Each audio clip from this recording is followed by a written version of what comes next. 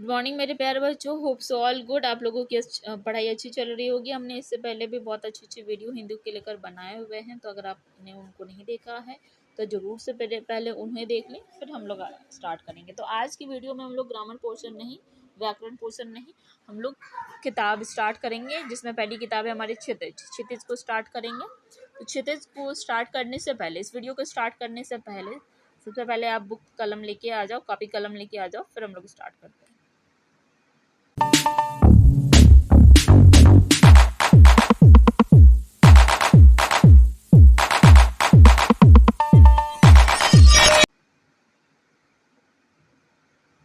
Okay चलिए, तो फिर स्टार्ट करते हैं। आज के इस वीडियो में हम लोग देखेंगे क्षितिज के बारे में। तो स्टार्ट करने से पहले वेलकम है आपका हमारे चैनल पे, और हमें सुलोचना मातो। स्टार्ट करते हैं। क्षितिज में पहला जो हमारा चैप्टर है वो है गद्य खंड से नेताजी का चश्मा। तो आपने अगर पढ़ा होगा तो आपको पूरी तरह से पता होगा कि इसमें एक हालदार साहब होते हैं, पानवाला होता है, और उन्हीं दोनों के बीच में सारी की सारी कहानी होती है। फिर एक बूढ़ा आदमी भी होता है उसमें, जो हर रोज उनका चश्मा बदलते रहते हैं, मूर्ति का चश्मा बदलते रहते हैं, क्योंकि उनको लगता है कि उनका चश्मा टूट गया होता है। उनको लगता है कि वो देख नहीं पाते हैं। सुभाष चंद्र जी की एक मूर्ति बनी हुई रहती है उससे में, तो हर बार चश्मा बदलते रहता है। तो उसी से रिलेटेड ये आपको एक स्टूडी उसका पार्ट दिया हुआ है, उसी से रिलेटेड क्वेश्चन है कि पहला क्वेश्चन क्या है कि हवलदार साहब को क्या अच्छा नहीं लगा। कैप्टन की देशभक्ति का मजाक उड़ाना हवलदार साहब को अच्छा नहीं लगा। हवलदार साहब क्या देखकर अबाक रह गए? वो कैप्टन साहब के चश्मे को देखकर अबाक रह गए। कैप्टन मतलब कौन? कैप्टन मतलब वहां पे एक व्यक्ति था जिनको प्यार से लोग कैप्टन कहते थे। क्यों? क्योंकि वो सुभाष चंद्र जी थे, उनके चश्मे को बदल दिया करता था। कैप्टन कौन था? कैप्टन बूढ़ा मड़ियल लंगड़ा व्यक्ति था, जो हमेशा मूर्ति में चश्मा को बदल दिया करता था, क्योंकि उनको वो चश्मा किसी को देना पड़ जाता था। और उनको लगता, वो चश्मा क्यों पहनाते थे पहले ये समझो। वो सब चश्मा इसलिए पहनाते थे क्योंकि उनको लगता था उनका चश्मा टूट गया है तो उनको दिखाई नहीं मिलेगा, वो अच्छा भी नहीं लग रहा है, तो उसको चश्मा इस वजह से पहना देते थे। पर जब भी वो पहना देते थे वो किसी कस्टमर को पसंद आ जाता था, तो फिर उसको निकाल के फिर अपने दे देते थे, क्योंकि वो चश्मा बेचने का ही काम करते थे। तो दे देते थे, उसके बाद फिर से नया चश्मा लगाते थे, फिर किसी को पसंद आता था फिर उसको निकाल के दे देते थे, फिर उसको नया चश्मा पहना देते थे। तो एग्जैक्टली वो देशभक्ति थी जो उनको पसंद नहीं आती थी कि उनके जो लीडर हैं वो विदाउट चश्मे के रहे, उनकी मूर्ति भी विदाउट चश्मे के नहीं रहनी चाहिए। तो ये उनकी देशभक्ति थी। क्वेश्चन यहाँ पे, हवलदार साहब के मन में कैप्टन के लिए कैसे कैसे प्रश्न उठ रहे थे? कैसे कैसे प्रश्न उठ रहे थे? क्या यही इसका वास्तविक नाम है, या और इसे कैप्टन क्यों कहते हैं? ये सवाल उठ रहा था। हवलदार साहब की जीप में बैठकर क्यों चले गए? हवलदार साहब जीप में बैठकर क्यों चले गए? क्योंकि ड्राइवर भी बेचैन हो रहा था, इसलिए।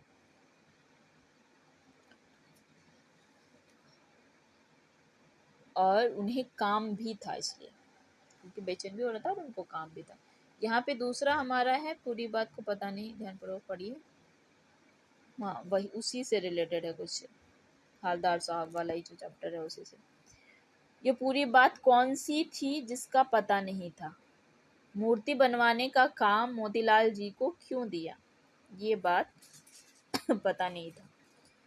मोतीलाल जी कौन थे? मोतीलाल ड्राइंग मास्टर थे। ये किसी और चैप्टर का कहानी है। मोतीलाल जी को क्या काम सौंपा गया? मोतीलाल जी को मूर्ति बनाने का काम सौंपा गया था। ऊहापोह का क्या अर्थ है? हाँ या ना की स्थिति। एक महीने में मूर्ति बनाने का विश्वास कौन दिला रहा था? मास्टर जी। एक और कहानी से है। इस तरह कहानी का आपका रहेगा, जब आप कहानी में क्वेश्चन आएंगे कहानी से रिलेटेड, तो इस तरह का रहेगा, उससे रिलेटेड आपके क्वेश्चंस रहेंगे उसी से आधारित। नेताजी की मूर्ति पर कैसा चश्मा था? नेताजी की मूर्ति पर वास्तविक चश्मा था। हवलदार साहब चौराहे पर क्यों रुके? पान खाने के लिए। हवलदार साहब के चेहरे पर मुस्कान क्यों फैल गई? मूर्ति पर वास्तविक चश्मा देखकर, मतलब मूर्ति तो पत्थर की है बट रियल चश्मे उसमें लगे हुए, तो ये देखकर वो मुस्कुराने लगे। हवलदार साहब को कौन सा आइडिया पसंद आया? पत्थर की मूर्ति पर वास्तविक चश्मे का। अच्छा लगा कि मूर्ति है बट मूर्ति पे चश्मा जो है वो रियल है। गद्यांश के लेखक कौन है? श्याम प्रकाश। हवलदार साहब किस बात पर दुखी हो गए थे?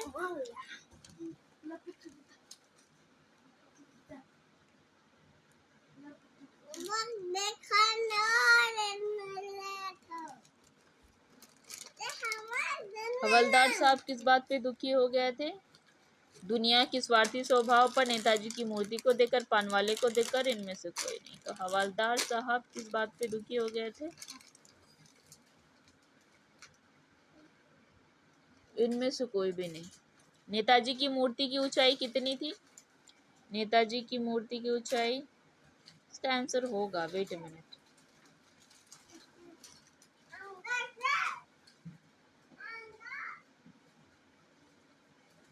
मूर्ति बनवाने का कार्य स्थायी ड्राइंग मास्टर को क्यों सौंपा गया? इस तरीके का क्वेश्चन है ये,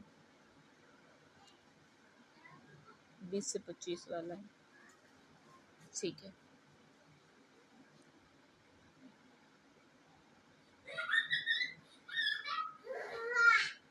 तो यहाँ पे क्वेश्चन क्या है? हवलदार साहब किस बात पर दुखी हो गए थे? पान वाले को देखकर। नेताजी की मूर्ति की ऊंचाई कितनी थी? 4 फुट या 5 फुट थी। नेताजी की मूर्ति किससे बनी थी? पत्थर की बनी थी। नेताजी की मूर्ति कितने दिनों में बनकर तैयार हो गई थी? तो अगर कहानी आपने पढ़ी है तो पता ही होगा, 3 माह में। पूरी हमको अभी याद नहीं है, आई थिंक 3 माह में। मूर्ति बनाने, ये 4 क्वेश्चन है जो आपको, ये 4 क्वेश्चन आपको कर लेने हैं। आपको सारा का सारा बुक में जितने भी बता रहे हैं बस आप उनको ही करना, सारे क्वेश्चन करने की आपको कोई ज़रूरत नहीं है। मूर्ति बनवाने का कार्य स्थानीय ड्राइंग मास्टर को क्यों सौंपना पड़ा? ये कर लेना। मूर्ति की कमी को कौन किस तरह पूरा करने का प्रयास करता था? हवलदार साहब के लिए कैप्टन सहानुभूति का पात्र था। इस पर आप अपना उचित कितना उचित समझते हैं, तो ये लिख कर लेना है।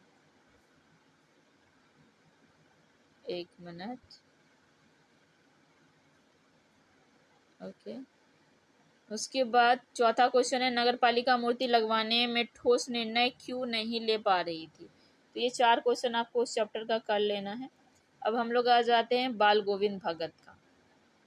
स्टोरी बहुत ही इंस्पायरिंग है, ज़रूर आप लोगों को पढ़नी चाहिए। उससे रिलेटेड ये क्वेश्चन है, बाल गोविंद भगत की उम्र कितनी थी? 60 वर्ष। बाल गोविंद भगत सिर पर क्या पहनते थे? कबीर पंथी जैसी टोपी। बाल गोविंद भगत जाड़ों में क्या ओढ़ लेते थे? काली कमली। रमानंदी चंदन का टीका कौन लगा था? बाल गोविंद भगत लगाते थे। बाल गोविंद भगत गले में किसकी माला पहनते थे? वो तुलसी की जड़ों की माला पहनते थे। उसी से रिलेटेड फिर से है आपका गद्यांश। बाल गोविंद अपने घर में किसके साथ रहते थे? अपने बेटी और बहू के साथ रहते थे।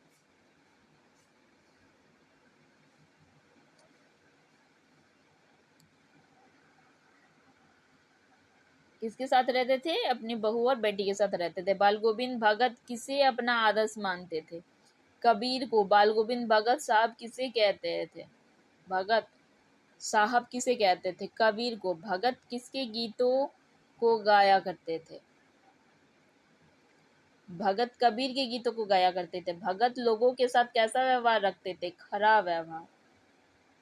उसी से रिलेटेड फिर से गद्यांश से बाल गोविंद, फिर से बाल गोविंद भगत के खेतों में जो अनाज होता था उसे सबसे पहले कहाँ लेकर जाते थे? उसे सबसे पहले वो कबीर के मठ ले जाया करते थे। कबीर का मठ बाल गोविंद के घर से कितना दूर था?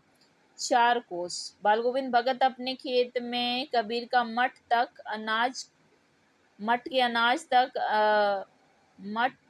अनाज किसमें लाद के ले जाते थे? वो अपने सिर पर। बाल गोविंद भगत अपना गुजर बसर किससे करते थे? अपना गुजर बसर प्रसाद में जो अनाज मिलता था उससे करते थे। धान धान की रोपाई कब की जाती थी? आषाढ़ माह में। उसी से गधान से कि भगत ने अपने बेटे की मृत शरीर को किससे आग दिलाई? अपने पुतोहू से। पुतोहू को घर भेजते समय उन्होंने क्या आदेश दिया? उन्होंने आदेश दिया कि दूसरी शादी करा देना, इसकी दूसरी शादी करा देना। भगत की पुतोहू अपने घर क्यों नहीं जाना चाहती थी? क्योंकि भगत के बुढ़ापे का कारण, मतलब उसके बुढ़ापे के कारण अब उसका बेटा, एक तो दो ही थे उनके घर में, बेटा और बहू, अब बेटा नहीं रहा तो वो नहीं चाहते थे कि बूढ़े हो गए हैं इधर उधर भटके, तो इस वजह से उसको छोड़ के नहीं जाना चाहती थी। पुतोहू को उसके भाई के घर भेजने के लिए क्या दलील दी? उसने क्या कहा कि उसके भाई के घर चले जाना चाहिए? मैं ये घर छोड़ दूंगा, मैं ये घर छोड़ दूंगा, तो तुम भी आप अपने घर चले जाओ। गद्दांश में भगत का कौन सा रूप सामने आता है? संत का। बिल्कुल संत ही स्वभाव के हैं, वही उनका सामने आता है। बाल गोविंद भगत किसके व्यक्तित्व से प्रभावित थे? कबीर दास के। बाल गोविंद भगत की शारीरिक बनावट कैसी थी? मंझले कद के, गोरे चिट्टे। बाल गोविंद भगत के व्यवहार में क्या विशेषता थी? उसमें दो टूक बात करते थे, दूसरे के खेतों में सोच नहीं करते थे, सबसे खराब व्यवहार रखते थे। कमली शब्द का अर्थ क्या है? कंबल। अब इससे रिलेटेड क्वेश्चन आ जाएंगे आपको। जैसे भगत की पुत्र वधू उन्हें अकेले क्यों नहीं छोड़ना चाहती थी? तो भगत की उम्र बहुत अधिक हो गई थी, भगत की उम्र अधिक हो गई थी। उसकी पुत्रवधू को लगता था कि वे इस उम्र में अपनी देखभाल नहीं कर पाएंगे, इसलिए उन्हें अकेले नहीं छोड़ना चाहती थी। भगत को अपने बेटे की मृत्यु पर अपनी भावनाएं किस तरह व्यक्त की? भगत ने अपने बेटे की मृत्यु पर, वे मृत्यु को आत्म परात्मा का मिलन मानकर उसको दुखी होने के बजाय खुश होने का समय मान रहे थे। वे अपनी पुत्रवधू को भी आनंदोत्सव मनाने के लिए कहते जा रहे थे। लेखक बाल गोविंद भगत को गृहस्थ साधु क्यों मानते थे? पाठ के आधार पर स्पष्ट कीजिए। तो लेखक इसलिए कहते थे, बाल गोविंद भगत घर परिवार वाले आदमी थे, उनके परिवार में उनका बेटा और पुतोहू थे, उनके पास खेती बाड़ी और साफ सुथरा मकान था। उनके बाद भी बाल गोविंद भगत साधुओं की तरह रहा करते थे, उनका व्यवहार खरा था। साधु की सारी परिभाषाएं उसके ऊपर लागू होती थी, इसीलिए लेखक ने भगत को गृहस्थ साधु कहा है। भगत अपनी सब चीज साहब को मानते थे, उदाहरण द्वारा स्पष्ट कीजिए। बाल गोविंद भगत अपनी सब चीज साहब की मानते थे, उसका उदाहरण यह है कि उसके खेत में जो कुछ भी पैदा होता था उसे सिर पर लाद कर साहब के दरबार में ले जाते थे। उस दरबार में अर्थात मठ में उसे भेंट स्वरूप रख लिया जाता था और उन्हें जो कुछ प्रसाद रूप में दिया जाता था उसी से गुजारा करते थे। अब आ जाता है लखनवी अंदाज जो है चैप्टर, उसमें से क्वेश्चन है, नमक मिर्ची लगाने के खीरे में फीके क्यों हो जाते हैं? पनियल हो जाती है इसी वजह से। मैदा शब्द का क्या अर्थ है? मैदा शब्द का अर्थ है शरीर, शरीर नहीं, पाचन शक्ति। मैदा है, यस दिस इज मैदा, मैदा। नवाब साहब ने खीरे की फीकों को कैसी आंखों से देखा? संतृष्ण आंखों से। दृढ़ विश्वास किसने लिया है? नवाब साहब ने। नवाब साहब ने खीरों की फांकों को क्या किया? खिड़की से बाहर फेंक दिया। उसका नवाब साहब का ही गधान से उससे रिलेटेड क्वेश्चन है। नवाब साहब ने खीरे का स्वाद किस प्रकार लिया? सूंघ कर। नवाब साहब ने खीरे का सूंघ कर बाहर क्यों फेंक दिया? नवाबी खान दिखाने के लिए, नवाबी शान दिखाने के लिए, ठाठबार दिखाने के लिए, ये देख के ही फीका लग रहा है, इसको फेंक दो, बस शान दिखानी थी। नवाब साहब किस कारण गर्व अनुभव कर रहे थे? अपने को आम इंसान नहीं मान रहे थे, उनको लगता था हम तो नवाब है, बस आम लोग तो है नहीं, तो यही में हमारी शान है कि हम नवाब हैं। नवाब साहब को गुलाबी आंखें लेखक की गुलाबी आंखें लेखक को क्या कह रही थी? खानदानी शौक और रईसी का एहसास करा रही थी कि उनकी लाल लाल गुलाबी जो आंखें हैं वो तो कह रही थी कि ये तो खानदानी शौक रखते हैं, रईस है खानदानी, ये बता रही थी। नवाब साहब ने खीरे की कितनी फांकों को खिड़की से फेंक दिया? सभी। लखनवी अंदाज के पाठ में लेखक क्या सोचकर सेकंड क्लास के डिब्बे में चढ़ा था? डिब्बा भरा हुआ था, डिब्बा खाली होगा और डिब्बा के वातानुकूल होगा, इसमें क्या होगा? डिब्बा खाली होगा, इस वजह से उसने सेकंड क्लास में चढ़ लिया। सफेद पोश सज्जन ने तौलियों पर क्या रखा था? खीरा। लखनवी अंदाज पाठ में किस पर व्यंग किया गया है? प्रगतिशील संपत्ति वर्ग पर, सामंती वर्ग पर, जो बहुत ज़्यादा पैसा रखते हैं और खुद को बोलते हैं कि हम लोग तो खानदानी हैं, उन पे। नवाब साहब ने खीरे की फांकों को क्या किया? फेंक दिया। आसानी से ना पचने वाला क्या कहलाता है? शकील कहलाता है। नवाब साहब ने खीरे को लखनऊ का कौन सा खीरा बताया? बालम खीरा। बुलके कौन थे? मान्यो करुणा की दिव्य चमक। ये एक दूसरा चैप्टर है जिसमें आ जाते हैं कुछ और क्वेश्चंस पे। बुलके कौन थे? सन्यासी थे। फादर बुलके ने अपनी कर्मभूमि किसे बनाया था? भारत को बनाया था। एक बाहर से थे पर यहाँ पे आके यहाँ के लोगों के साथ जब रहने लगे तो उनको अच्छा लगने लगा और फिर यहीं बस गए। लेखक के अनुसार इस विदेशी साधु को कब तक याद किया जाएगा? जब तक राम कथा है। फादर बुल्के की मृत्यु कैसे हुई? जहरीले फोड़े से। उससे रिलेटेड ध्यान से उसके नीचे क्वेश्चन है, सवाल है। फादर बुल्के की आंखें कैसी थी? नीली। बुल्के कैसे व्यक्ति थे? मिलनसार, लोगों की सेवा करते थे। किसे याद करना उदासी से भरे शांत संगीत जैसा है? फादर बुल्के को। किस पत्रिका के माध्यम से लेखक की बुल्के से भेंट हुई थी? परिमल पत्रिका। पाठ में देवघर के वृक्ष में उपमा किसे दी गई है? फादर बुल्के को। फिर से उसी का कथन से फादर कामिल बुल्के को किसकी चिंता थी? उसको चिंता थी हिंदी को राजभाषा के रूप में देखने की। फादर कामिल बुल्के को क्या दुख था? हिंदी वालों द्वारा हिंदी की अपेक्षा करने का। फादर बुल्के के संतावना भरे शब्द सुनकर लोगों को कैसा लगता था? मानो उसके सारे कष्ट दूर हो गए हों। लेखक को किस बात का पता नहीं चला?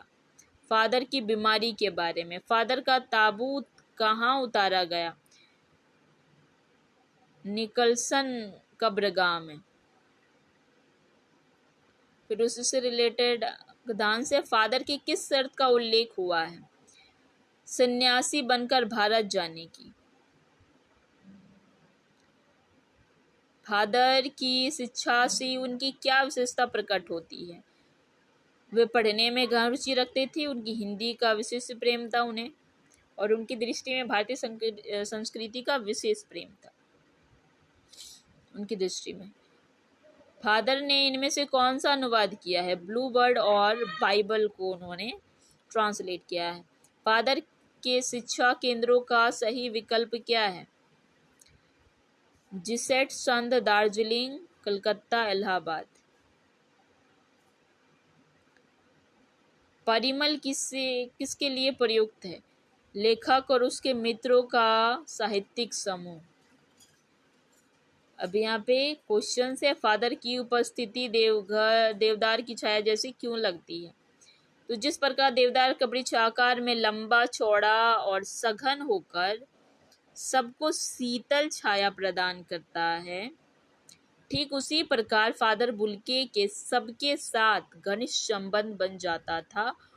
वह सभागार में मनाए जाने वाले उदासों में सबसे बड़े भाई और पुरोहित के रूप में आकर आशीर्वाद देते थे।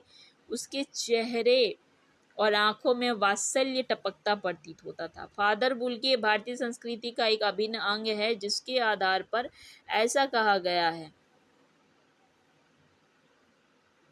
किस आधार पर ऐसा कहा गया है? किस आधार पर ऐसा कहा गया है कि फादर बुल्के भारतीय संस्कृति का एक अभिन्न अंग है। उसको पॉइंट वाइज लिखेंगे। भारत आकार में 2 साल, भारत आकर 2 साल पादरियों से धर्माचार की पढ़ाई की। कोलकाता में बीएड और इलाहाबाद में एमए की उपाधि प्राप्त की। रामकथा उत्पत्ति और विकास शीर्षक पर शोध प्रबंध किया। सेंट जेवियर्स कॉलेज रांची में हिंदी और संस्कृत में विभागाध्यक्ष भी रहे हैं। हिंदी को राष्ट्रभाषा के रूप में देखना चाहते थे। पाठ में आए उन प्रसंगों का उल्लेख कीजिए जिनसे फादर बुल्के का हिंदी प्रेम प्रकट होता है। फादर बुल्के हिंदी को राष्ट्रभाषा के रूप में देखने के लिए चिंतित रहते थे। वे जहाँ कहीं भी जाते थे, मंच पर जाते थे, हिंदी के पक्ष में अकाट्य तर्क देते थे। हिंदी की उपेक्षा करने का दुख और हिंदी को राष्ट्रभाषा के रूप में देखने को उनकी चाह उनके हिंदी प्रेम में प्रकट होती थी। इस पाठ के आधार पर फादर कामिल बुल्के की जो छवि उभरती है उसे अपने शब्दों में लिखिए। फादर कामिल बुल्के का जन्म बेल्जियम के रैम्ज चैपल नामक नगर में अवश्य हुआ था, किंतु आचरण, व्यवहार आदि से वे विशुद्ध भारतीय प्रतीत होते थे। दूसरों के प्रति उनके मन में असीम वात्सल्य और अपनत्व भरा हुआ था। उनको कभी क्रोध करते हुए नहीं देखा गया। हमेशा दूसरों पर उनका प्यार और ममता ही छलकती देखी जाती थी। वे फल फूल गंध युक्त ऊंचे लंबे चौड़े महाकाय वृक्ष के समान सबका आश्रय स्थल थे। इन्हीं विशेषताओं के कारण सन्यासी होते हुए भी सन्यासी नहीं थे। बहुविकल्पीय प्रश्न। लेखक फादर के किस गुण का बहुत सम्मान करते थे? सब। करुणा, वात्सल्य, मानवीय। फादर बुल्के सभी मंचों पर कौन सा मुद्दा उठाते थे? वो हिंदी को राष्ट्रभाषा बनाने का। फादर बुल्के किस संस्था के सदस्य थे? परिमल। काव्य खंड से आ जाते हैं। पदसूरदास। गोपियों ने किसे बड़भागी कहा है? उद्धव को। गोपियों ने अपने आप को किसके समान बताया है? चींटियों के समान। बड़भागी का शाब्दिक अर्थ क्या होता है? भाग्यशाली।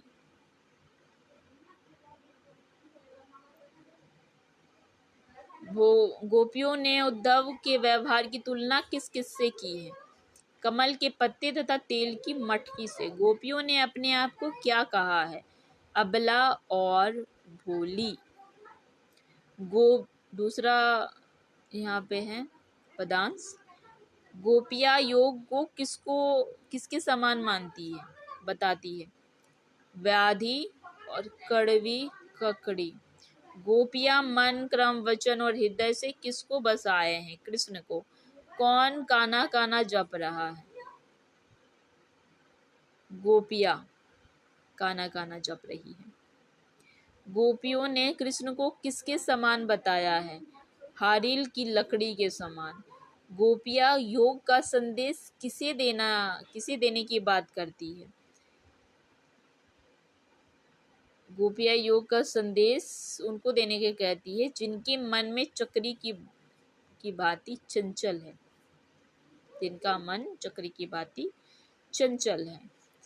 हरि ने क्या पढ़ लिया है? राजनीति। अति चतुर किसे कहा गया है? अति चतुर गोपियों को कहा गया है।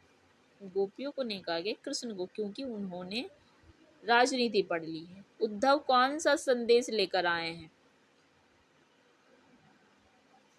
उद्धव संदेश लेकर आए हैं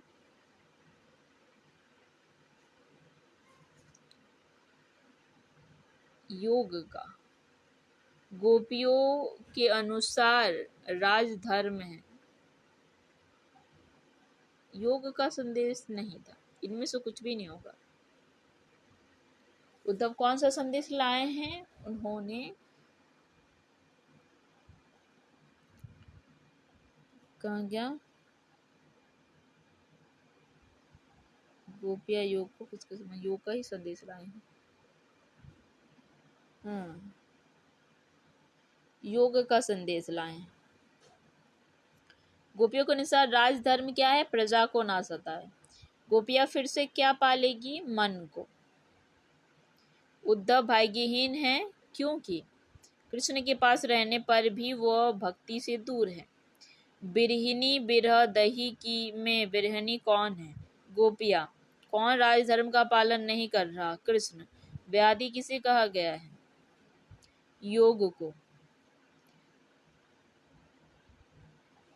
अब यहाँ पे 2 क्वेश्चन है, बस इन्हीं 2 क्वेश्चन को आपको करना। सूर के या सूरदास के पदों के आधार पर गोपियों का योग साधना के प्रति दृष्टिकोण स्पष्ट कीजिए। तो गोपियों के अनुसार योग साधना कड़वी के समान, वह ऐसी व्याधि के समान है जिसे पहले कभी न देखा, न जाना, न भोगा है। वे उसे निरर्थक व अरुचिकर मानती है। दूसरा क्वेश्चन क्या रहेगा? मर्यादा न लही के माध्यम से कौन सा मर्यादा न रहने की बात की जा रही है? कृष्ण के प्रति प्रेम के कारण गोपियों को विश्वास था कि कृष्ण भी उनके प्रति उसी प्रेम का व्यवहार करेंगे। किंतु कृष्ण ने प्रेम संदेश के स्थान पर योग संदेश भेजकर प्रेम की मर्यादा को नहीं रखा। कृष्ण के प्रति गोपियों ने अपनी अनन्य प्रेम को किस प्रकार व्यक्त किया है? मन क्रम वचन से कृष्ण को मन में धारण करना, रात दिन सोते जागते स्वप्न में कृष्ण का नाम रटना, योग संदेश को सुनकर व्याकुल हो जाना, कृष्ण के प्रेम के गुण में लिपटी चींटियों के समान अनुरक्त होना। अब हमारा दूसरा आ जाता है संवाद वाला सेक्शन, राम लक्ष्मण और परशुराम का। राम ने परशुराम के क्रोध को शांत करने के लिए क्या कहा? धनुष तोड़ने वाला कोई आपका सेवक होगा। परशुराम ने धनुष तोड़ने वाले को किसके समान माना है? शत्रुबाहु के समान। परशुराम को नाथ कहकर किसने अपनी बात कही थी? राम ने। लक्ष्मण ने परशुराम के द्वारा सभा में चेतावनी देने पर क्या तर्क दिया? मैंने तो बचपन में ऐसे बहुत से धनुष तोड़े हैं। परशुराम के अनुसार लक्ष्मण किसके बस में होकर बोल रहे थे? मृत्यु के। लक्ष्मण सभी धनुष को कैसा मानते थे? एक समान। लक्ष्मण के अनुसार राम ने धनुष को किस धोखे से छू लिया था?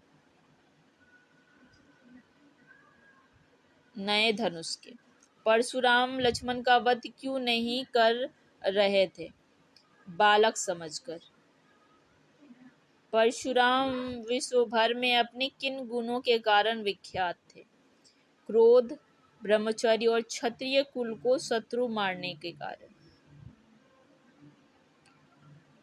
परशुराम ने क्रोध में लक्ष्मण को कौन सा अस्त्र दिखाया था? फरसा। लक्ष्मण ने परशुराम पर क्या व्यंग किया? मुनिवर आपका शील स्वभाव सारा संसार जानता है। विप्र विचारी बचो नृप दोही का अर्थ क्या है? हे नृप दोही, मैं आपको ब्राह्मण समझकर छोड़ रहा हूँ। लक्ष्मण के उत्तर किसके समान थे? क्रोधाग्नि में आहुति के समान। काव्यांश की भाषा है अवधि। लखन उत्तराहुति सरिस भृंगुबर कोपु कृषाणु। बढ़त देखी जल सम बच्चन बोले रघुकुल भानु। छोटा छंद और उपमा। दोहा छंद और उपमा अलंकार है। राम और लखन किसके स्वयंवर में गए थे? जनक की पुत्री सीता के स्वयंवर में गए थे। जितने क्वेश्चन बता रहे हैं आपको उतने ही करने हैं, इससे ज़्यादा नहीं करने की ज़रूरत है। जितने कर रहे हैं उतने में ही हो जाएगा। भारत लक्ष्मण परशुराम संवाद में लक्ष्मण के वीर योद्धा की क्या क्या विशेषताएं बतलाई हैं? लक्ष्मण ने वीर योद्धा की विशेषता बताते हुए कहा है कि वीर योद्धा युद्ध के मैदान में वीरता दिखाते हैं। शत्रु को सामने पाकर जो अपने प्रताप की बातें नहीं करते वे कायर होते हैं। बातें नहीं करते, जो करते हैं वो कायर होते हैं। धनुष को तोड़ने वाला कोई आपका ही सेवक होगा। इस आधार पर राम के स्वभाव पर टिप्पणी कीजिए। राम शांत विनम्र स्वभाव के थे। उनकी वाणी में मधुरता और गुण विद्वान हैं। वे जानते थे कि भगवान परशुराम को विनम्रता से ही समझाया जा सकता है। परशुराम जी ने अपने फरसे की क्या विशेषता बताई है? वे अपने फरसे के बारे में बताते हैं कि उनका फरसा इतना भयानक है जिसकी भयानक गर्जना से स्त्री के गर्भ में स्थिर बालक भी मृत्यु उसको प्राप्त हो जाते हैं। लक्ष्मण ने परशुराम से किस प्रकार क्षमा याचना की और क्यों? राम लक्ष्मण परशुराम संवाद में लक्ष्मण ने कहा कि देवता ब्राह्मण भगवान के भक्त और गाय, इन पर हमारे कुल में वीरता नहीं दिखाई जाती। उन्हें मारने पर पाप लगता है और उनसे हारने पर अपयश होता है। अतः आप हमें मारेंगे भी तो हम आपके पैर में मारेंगे तो भी हम आपके पैर ही पड़ना पड़ेगा। यहाँ कुम्हर बिटिया को नाही, यह पंक्ति किसके लिए, किसने और किस संदर्भ में कही है? उपयुक्त पंक्ति लक्ष्मण जी ने परशुराम जी से उस समय कही जब वे उन्हें बार बार अपने क्रोध, पराक्रम और प्रतिष्ठा के विषय में बताते हुए उन्हें अपने फरसे की तीक्ष्णता से भी अवगत करा रहे थे। शिव धनुष तोड़ने वाले के बारे में परशुराम ने क्या कहा? परशुराम ने कहा कि जिसने भी यह धनुष तोड़ा है वो अपना अपराध स्वीकार कर राजाओं की सभा से अलग हो जाए, नहीं तो मैं समस्त राजाओं का वध कर दूंगा। पाठ के रचनाकार का नाम लिखिए। यह किस महाकाव्य से लिया गया है? पाठ का रचनाकार है गोस्वामी तुलसीदास और यह काव्यांश रामचरितमानस महाकाव्य से के बालखंड से लिया गया है। पाठ के आधार पर तुलसीदास की भाषा सौंदर्य की विशेषता लिखिए। इसमें अवधि भाषा, दोहा, चौपाई, छंद का सुंदर प्रयोग हुआ है। भाषा की लयबद्धता है, भाषा में लयबद्धता है। अनुप्रयास, उपमा, उत्प्रेक्षा, पुनरुक्ति, प्रकाश, अलंकार का प्रयोग है। तत्मस या तत्सम शब्दों का भरपूर प्रयोग किया गया है। लक्ष्मण ने धनुष के टूट जाने के लिए कौन कौन से तर्क दिए? लक्ष्मण ने धनुष टूट जाने का कारण बताते हुए कहा कि यह पुराना और जर्जर था और राम के स्पर्श से ही टूट गया था। इससे किसी का कोई दोष नहीं। साहस और शक्ति के साथ विनम्रता हो तो बेहतर है। इस कथन पर आपके विचार लिखिए। यह सर्वमान्य है कि व्यक्ति के पास साहस और शक्ति के साथ साथ यदि विनम्र हो तो वह समाज में काफी प्रशंसनीय बन प्रशंसनीय बन जाता है। ऐसा व्यक्ति जरूरत पड़ने पर कमजोरों की मदद करता है, तो अत्याचारी के का प्रतिकार भी करता है। इसलिए किसी व्यक्ति को शक्ति के साथ विनम्र का होना उसके व्यक्तित्व में चार चांद लगा देता है। उत्साह और हट नहीं हट उत्साह और अट नहीं रही निराला, ये एक अलग चैप्टर है। कविता में बादल किसका प्रतीक है? कविता में बादल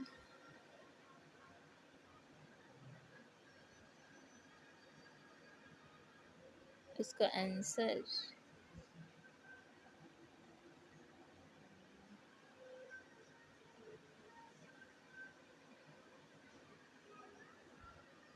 ख नंबर क्रांति का प्रतीक है। बादल अपने हृदय में क्या छुपाए हुए हैं? बादल अपने बिजली की चमक। कवि बादलों को क्या घेरने हेतु आमंत्रित करता है? क्या घेरने हेतु आमंत्रित करता है? संपूर्ण आकाश। बादल किसकी कल्पना के कारण समान पाए गए? अबोध बालक की कल्पना के कारण। मतलब किसके समान? कवि बादलों को क्या कवि किसकी कल्पना के समान वाले? बादल किसकी कल्पना के समान वाले गए हैं? माने गए होना चाहिए। बादल किसकी कल्पना के समान माने गए हैं? अबोध बालक की कल्पना के समान। कवि बादलों से क्या मिटाने को कहता है?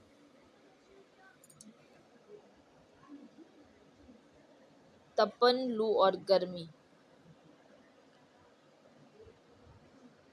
उसी से है। विकल्प और उन्मय कौन है?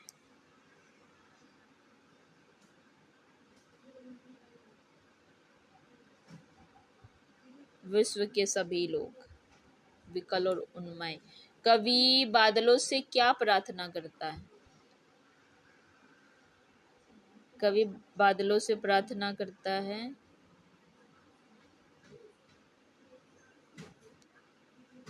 धरती में शीतलता भर देने की। गर्मी में जनजीवन का क्या प्रभाव पड़ा? गर्मी से जनजीवन व्याकुल हो उठा। धन का अर्थ क्या है?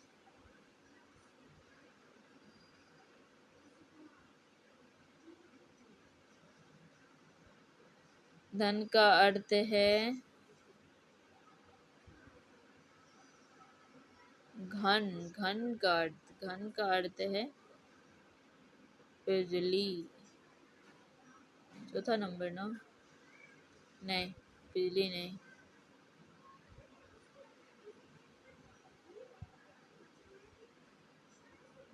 बादल। जन का अर्थ है मानव।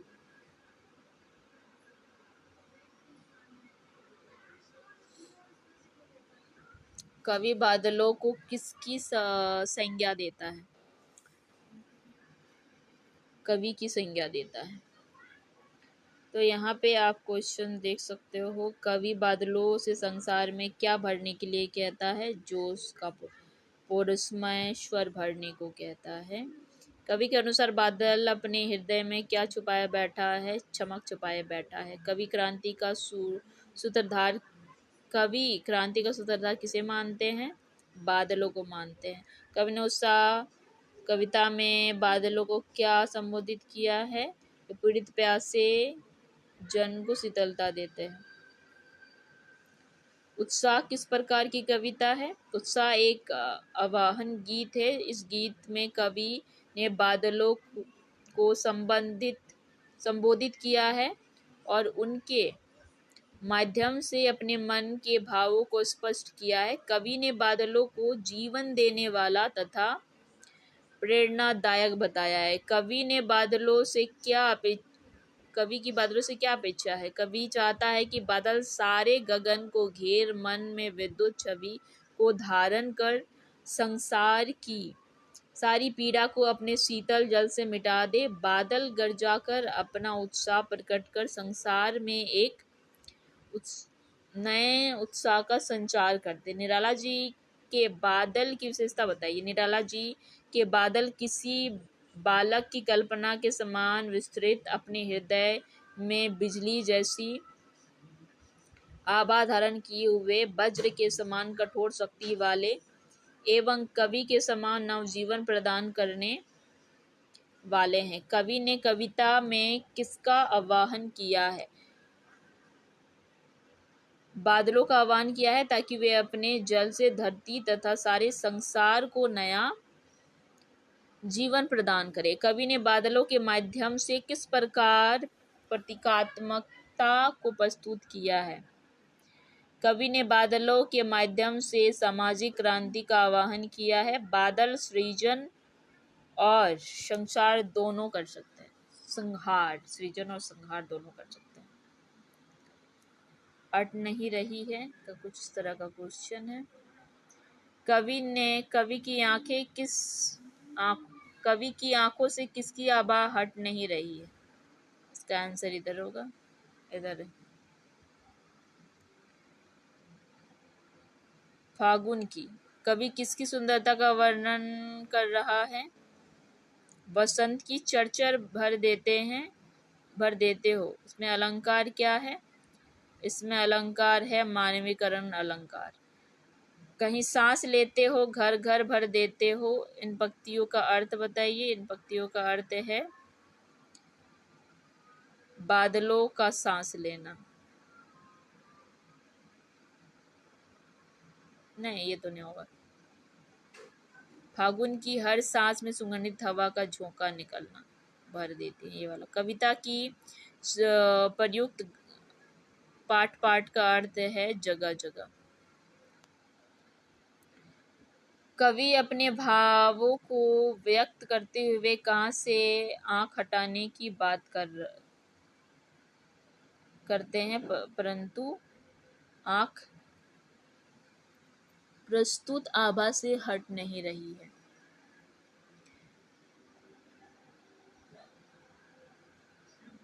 इसका आंसर हो जाएगा फागुन की मनमोहक आभा से। काव्यांश के आधार पर बताइए कि किस ऋतु ने प्रकृति की सुंदरता में अद्वितीय वृद्धि एवं परिवर्तित करती है? आपका हो जाएगा वसंत ऋतु में। प्रस्तुत वाक्य पंक्तियों में कवि ने किसका वर्णन किया है? प्रकृति सौंदर्य का। वसंत ऋतु के आगमन से पेड़ों की डालियों में एवं प्रकृति के सौंदर्य में किस प्रकार का परिवर्तन होता है? इस प्रकार का परिवर्तन होता है, डालियां फूल पत्तियों में लद जाती हैं और प्रकृति सौंदर्य मनमोहक हो जाता है।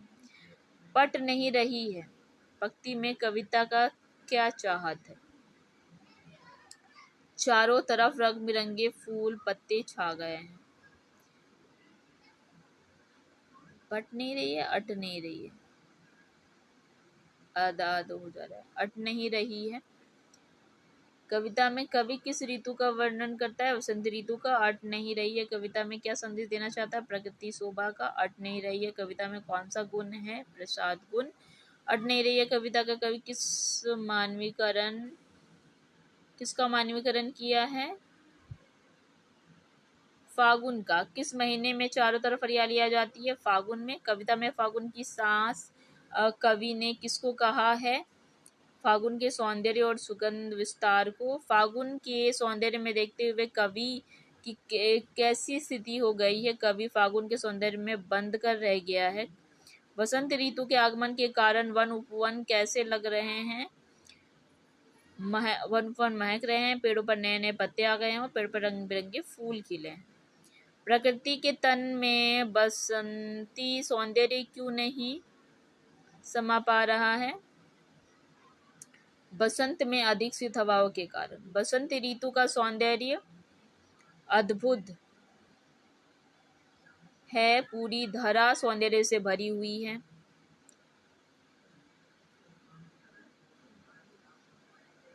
प्रकृति के तन में बसंती सौंदर्य क्यों नहीं समा पा रही है? क्योंकि बसंत ऋतु का सौंदर्य अद्भुत है, पूरी धरा सौंदर्य से भरी हुई है।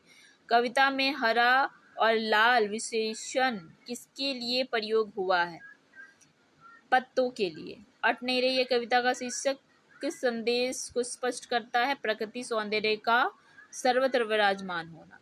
कवि की आंख फागुन की सुंदरता से क्यों नहीं हट रही है? कवि की आंख फागुन की सुंदरता से इसलिए नहीं हट रही है क्योंकि फागुन का सौंदर्य अनूठा है। चारों तरफ हरियाली ही हरियाली है, पेड़ पौधे फल फूलों से लदे हैं। फागुन में ऐसा क्या होता है जो बाकी ऋतुओं से भिन्न होता है? फागुन में फूल खिलते हैं, मौसम सुहावना होता है, वातावरण शुद्ध होता है, चारों ओर प्रकृति वातावरण का मनमोहक दृश्य होता है। मनुष्य। प्रस्तुत कविता में कवि ने प्रकृति की व्यापकता का वर्णन किन रूपों में किया है? प्रस्तुत कविता में कवि ने प्रकृति की व्यापकता का वर्णन भिन्न रूपों में किया है। कवि को ऐसा लग रहा है मानो प्रकृति ने रंग बिरंगे पत्तों से अपना मनमोहक श्रृंगार किया है।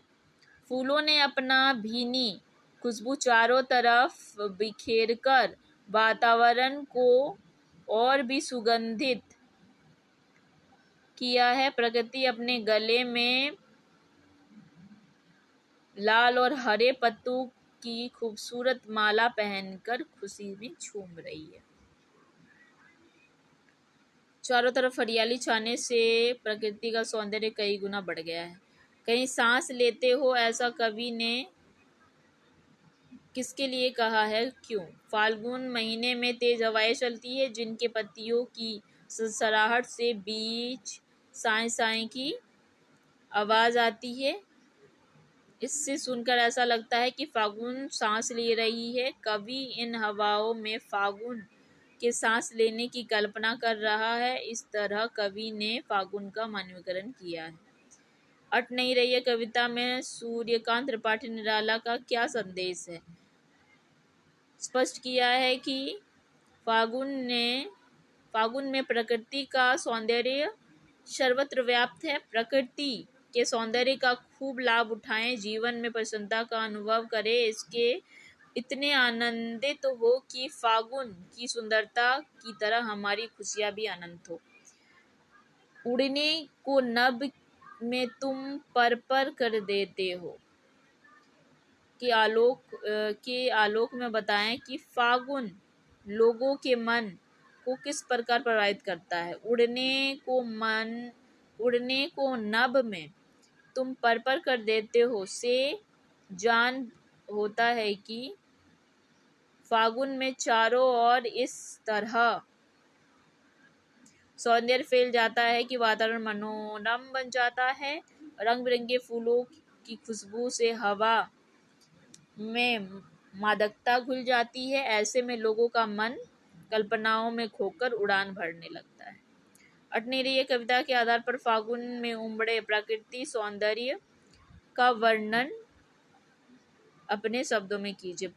कविता ने वसंत की प्रकृति का शोभा का सुंदर उल्लेख किया है। ऐसा लगता है जैसे इस ऋतु में प्रकृति के कण कण में सुंदरता समा सी गई है। प्रकृति के कोने में अनूठी सुगंध भर जाती है जिससे कवि की कल्पना ऊंची उड़ान लेने लगती है। प्रकृति का सौंदर्य में मन बध जाता है। कन्यादान।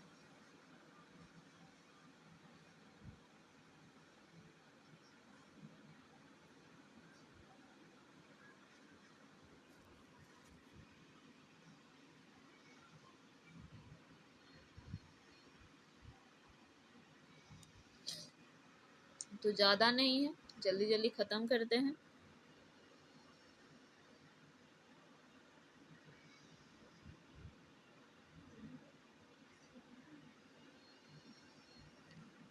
पहला क्वेश्चन है, कवि ने माँ के दुख को कैसे माना है? प्रामाणिक। पथिका किसे कहा गया है? लड़की जिसका विवाह हो रहा है। लड़की अपने सयानी नहीं थी। पंक्ति में कवि का क्या अभिप्राय है? जीवन की कठिनाइयों का अनुभव न होना। दुख बाँचना नहीं आता। पंक्ति के माध्यम से कवि क्या व्यक्त करता है? लड़की के दुख का अनुभव बिल्कुल नहीं है। लड़की को दुख का अनुभव बिल्कुल नहीं है। धुंधला प्रकाश किसका प्रतीक है? अस्पष्ट सुख का। माँ ने अपने चेहरे पर रीझने से लड़की को क्यों मना किया? लड़की को अपने रूप सौंदर्य पर गर्व करने से मना किया। कवि ने स्त्री जीवन का बंधन किसे माना है? वस्त्र आभूषण को। आग रोटियां सेकने के लिए होती है, के लिए है, जलने के लिए नहीं। पंक्ति से आशय है, माँ अपने लड़की को समझाना चाहती है कि कभी आत्महत्या जैसा कार्य मत करना, लड़की जैसे दिखाई मत देना। पंक्ति से माँ अपनी बेटी को क्या शिक्षा देना चाहती है? माँ लड़की को कठिनाइयों में भी कमजोर न पड़ने की शिक्षा देती है। काव्यांश में माँ लड़की को किस प्रकार की शिक्षा देती है? जीवन में आने वाले कठिनाइयों का सामना करने की। लड़की किस स्थिति में से भली भांति परिचित नहीं है? विवाह के पश्चात की परिस्थितियों से। कुछ तर्कों और कुछ लयबद्ध पंक्तियों की से कवि का क्या आशय है? लड़की ने बहुत कम सुख देखे हैं। लड़की ने विवाह से पूर्व मात्र सुख और स्वतंत्रता का ही अनुभव किया था। प्रमाण कुछ तर्कों और कुछ लयबद्ध पंक्तियों से कवि का क्या आशय है? इसका आशय है, लड़की ने विवाह से पूर्व मात्र सुख और स्वतंत्रता का ही अनुभव किया था। प्रामाणिक का शाब्दिक अर्थ क्या होगा? इसका अर्थ होगा सच्चा या यथार्थ। आग रोटियां सेकने के लिए जलने के लिए नहीं। इस पंक्ति से हमारे समाज का किस विडंबना का चित्रण है? नववधू को जलाकर मार डालना। दान में देते वक्त पंक्ति में कौन सा अलंकार है? अनुप्रास अलंकार। कन्यादान पाठ में माँ ने ऐसा क्यों कहा कि लड़की होना, लड़की जैसी दिखना मत? लड़की को बताया कि उसके अंदर सारे संयोचित गुण होने चाहिए, लेकिन अन्य स्त्रियों की तरह उसे कमजोर नहीं होना चाहिए। माँ ने अपनी बेटी को अंतिम पूंजी क्यों लग रही थी? माँ अपनी बेटी को सबसे निकट की साथी होती है। माँ अपनी बेटी के सबसे निकट की साथी होती है, जिससे वो अपने सारे सुख दुख बांट सकती है। कन्यादान कविता में शीर्षक पर विचार कीजिए। कन्या के साथ दान शब्द का प्रयोग कहाँ तक उचित है? कन्या के साथ दान शब्द का प्रयोग बिल्कुल भी उचित नहीं है, क्योंकि दान तो वस्तुओं का किया जाता है, संपत्ति का दान किया जाता है। बेटी कोई वस्तु या संपत्ति तो है ही नहीं। विवाह के बाद बेटी का लगाव अपने परिजनों के से उतना ही रहता है जितना विवाह पूर्व रहता है। अतः हम ये कह सकते हैं कि बेटी के विवाह के लिए कन्यादान शब्द प्रयोग उचित नहीं है। माँ की सीख में समाज की कौन सी कुरीतियों की ओर संकेत किया गया है? दहेज प्रथा, परिवार में होने वाले नारी शोषण। तो होप सो आपने पूरा का पूरा हिंदी समझ लिया होगा, और अगर नहीं समझा है तो रिपीट में वीडियो देख लें। तो आज की क्लास के लिए इतने ही रखते हैं। आप लोग मेहनत करो हिंदी के ऊपर और अच्छे मार्क्स लेके आओ। जब तक नया वीडियो आता है तब तक आप लोग पढ़ते रहें, मेहनत करते रहें। Till then keep learning, keep growing, and don't forget to self study. See you in the next video.